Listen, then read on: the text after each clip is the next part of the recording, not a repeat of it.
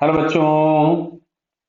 यहाँ लिखा है a circular disc of mass 2m radius 3r resting on the flat frictionless surface. Another circular disk of mass m radius 2r moving with velocity u hits the first disk as shown in the figure. The collision is elastic. What is the magnitude of normal component of final velocity of a smaller disk? Clear? देखिए इसके लिए मेरे को एक diagram बनाना पड़ेगा, तो जिसके लिए मैं प्रॉपर ज्योमेट्री के लिए यहाँ पे एक सर्कल ड्रॉ करता हूं। सबसे पहले ये मैंने बड़ा वाला डिस्क का सर्कल ड्रॉ कर लिया। क्लियर? जिसका रेडियस हम लोगों को क्वेश्चन में दिया गया है 3r। अब मैं यहाँ पे छोटा वाला डिस्क यहीं पे ड्रॉ कर दे रहा हूं अपने आप से ही। ये सेंटर है, तो ये मैंने यहाँ पे छोटी वाली डिस्क ड्रॉ करी जिसकी रेडियस खुद की दी गई है 2r। और ये जो इस डायरेक्शन में मूव कर रहा था किसी भी वेलोसिटी u से, तो इसकी और सेंटर से जो डिस्टेंस दिया गया था ये दिया गया था 4r। क्लियर? तो मैं यहाँ पे देखिए ब्लैक कलर का लाइन बना रहा हूं जो दोनों सेंटर्स को ज्वाइन कर रहा है। तो क्या ये जो डिस्टेंस होगा वो 5r हो जाएगा? क्यों? क्योंकि इस छोटे वाले का इसका छोटे वाले का रेडियस है 3r और इसका रेडियस है 3r और छोटे वाले का रेडियस है 2r। तो दोनों को सेंटर को ज्वाइन करने वाली जो डिस्टेंस होगी वो हो गई 5r। ज्योमेट्री लगा लीजिए तो ये वाला एंगल हम लोगों के पास आ गया 37। क्लियर? अब सुनो, जो भी इंपल्स एक्ट होता है वो along the line of collision act होता है। और अगर आपके पास कोलाइडिंग बॉडीज और सरफेसेस स्मूथ होते हैं तो लाइन ऑफ कोलिजन जो होता है वो अलोंग द कॉमन नॉर्मल होता है। जो ब्लैक कलर का मैंने लाइन बनाया, हम लोग केवल अब इसी लाइन में इंटरेस्टेड हैं। क्लियर? तो ये एंगल 37 है, तो ये वाला एंगल हो गया 53। तो u का अगर हम कंपोनेंट निकालेंगे जो कि इस डायरेक्शन में हो,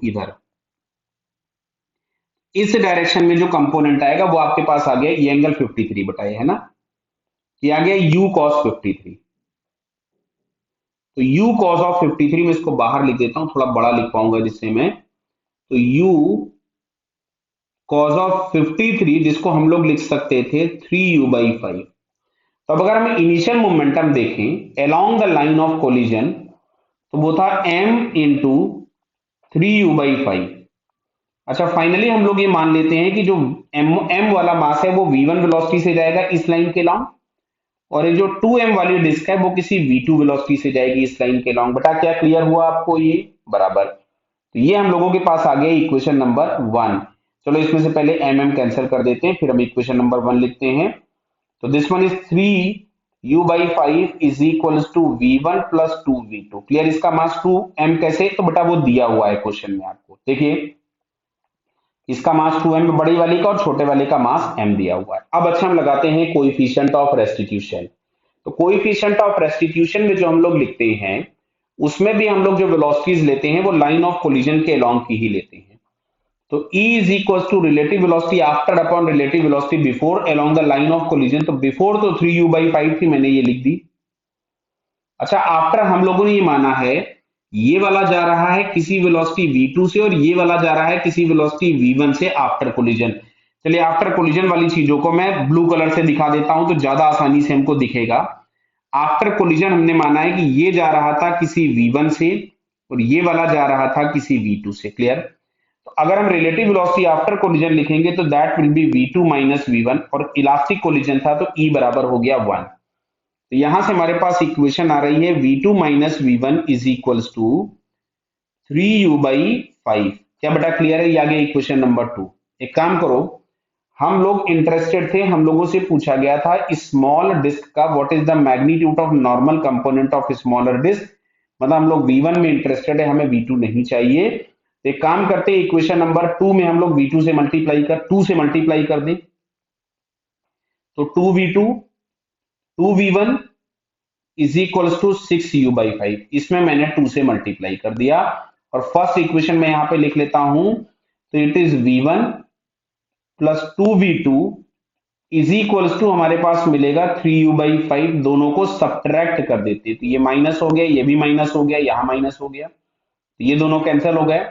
यहां से मिलता है minus of 2v1 is equals to, यहां से आपके पास आ रहा है 3u/5। तो v1 इज इक्वल्स टू मिलेगा माइनस ऑफ 3u/10। निगेटिव मिलने का केवल मतलब इतना है कि जो हम लोगों ने इसकी वेलोसिटी इस डायरेक्शन में प्रेडिक्ट की थी वो इधर ना हो करके इसके अपोजिट होगी, बस केवल इतना है। But its magnitude is 3u/10। तो 3u/10 तो इसमें कहीं भी ऑप्शन नहीं मिल रहा है, कुछ कैलकुलेशन में गड़बड़ किया क्या, देखिए जरा आराम से। देखो गड़बड़ किया ना, ये 2v1 था और यहाँ पे एक v1 है, तो ये हो जाएगा बेटा 3v1। ध्यान से देखेंगे नहीं तो गड़बड़ कर जाएंगे। ये हो गया 3, तो इस 3 से 3 कैंसिल हो जाएगा। तो फाइनली जो हम लोगों को यहाँ पे आंसर मिल रहा है that is u/5, -u/5। Negative क्यों आया है वो मैंने आपको मतलब समझा दिया कि उसका डायरेक्शन जो हमने प्रेडिक्ट किया उधर ना हो करके उसके अपोजिट होगा। तो u/5 हम लोगों को इसमें फर्स्ट ऑप्शन में दिया हुआ है। So finally it's first answer is correct. Clear है बेटा? Okay, all the best.